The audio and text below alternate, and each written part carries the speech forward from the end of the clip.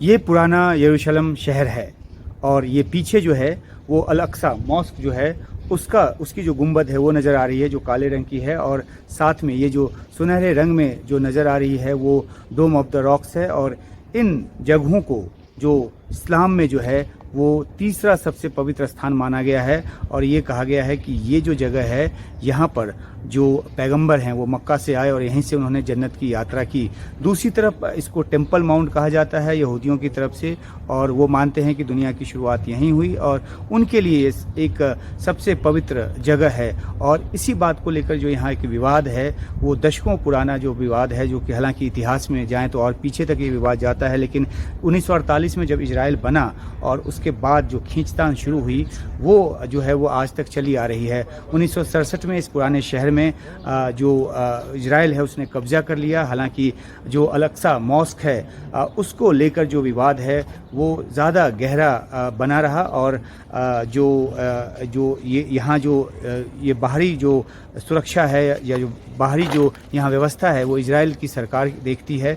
यहाँ मैं आपको दिखा सकता हूँ कि जो इजराइल पुलिस की जो वैन है वो लगी हुई है। तो जो बाहरी सुरक्षा है वो इजराइल के हाथों में है, लेकिन मॉस्क के अंदर जो प्रशासन है, जो एडमिनिस्ट्रेशन है, वो वक्फ बोर्ड देखता है जिस पर कि जॉर्डन का नियंत्रण है।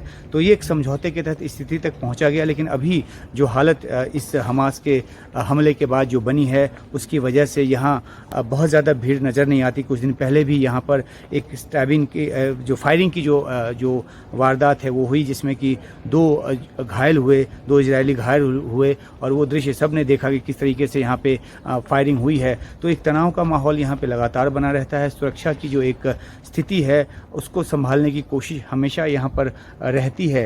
हालांकि एक इस तरह का सामंजस्य स्थापित यहाँ पर किया गया है कि जो यहूदी हैं वो अपने जो वेस्टर्न वॉल है वहाँ तक आएँ, वहाँ पर उसको वो शोक की दीवार भी कहते हैं, वहाँ पर आकर वो अपना जो एक शोक जो है वो मनाते हैं। लेकिन जो मॉस्क के अंदर जो नमाज पढ़ने की इजाज़त है वो मुसलमानों को नमाज पढ़ने की इजाज़त है, लेकिन यहूदियों को प्रार्थना की वहाँ पे इजाज़त नहीं है। और ये इसको लेकर एक खींचतान चलती रहती है।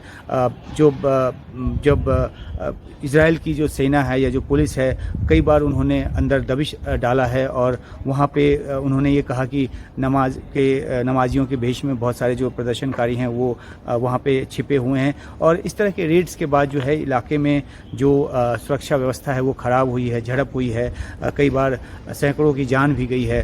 तो ये जो खींचतान है इस मॉस्क को लेकर वो लंबे समय से चला आ रहा है और वो उसने इस इलाके की जो शांति है उस पर भी असर डाला है। मैं आपको एक बार छोटे में दिखा दूं कि ये जो वेस्टर्न वॉल है अमूमन यहाँ पे बहुत भीड़ होती है, लेकिन आज क्योंकि एक तो शनिवार का दिन है और दूसरा ये कि सबात जो पवित्र दिन है उस वजह से ज़्यादातर जो यहूदी हैं वो अपने घरों में हैं और वो बाहर नहीं निकले हैं। इसलिए भी सड़कें यहाँ पर सूनी हैं, जो यहाँ पे गाड़ियों की तादाद जो है वो कम है। लेकिन जो ये स्थिति यहाँ पर जो बनी है, अभी भी हमने देखा कुछ दिन पहले कि यहाँ पे किस तरह से जो प्रदर्शन हैं वो हुए हैं।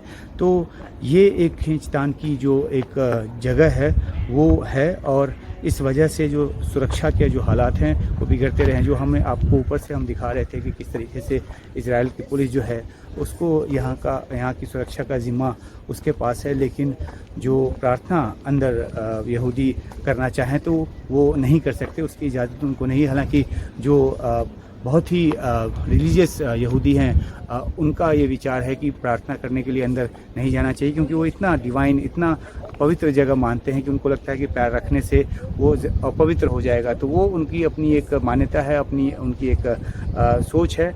लेकिन जो विवाद का जो जगह है वो ये यहाँ पर है। और ये मॉस्क में जाने का जो रास्ता है वो देखिए अराफात अज़ारात इजराइल प्लाज़ा, और यहाँ से जो मुसलमानों को अंदर जाने की इजाज़त है। और हमें ये बताया गया कि जब वो जाते हैं तो उसके बाद वहाँ से जो आपको एक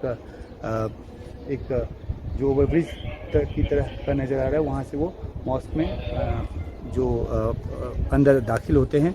और निकलने का जो रास्ता है वो दूसरी तरफ है।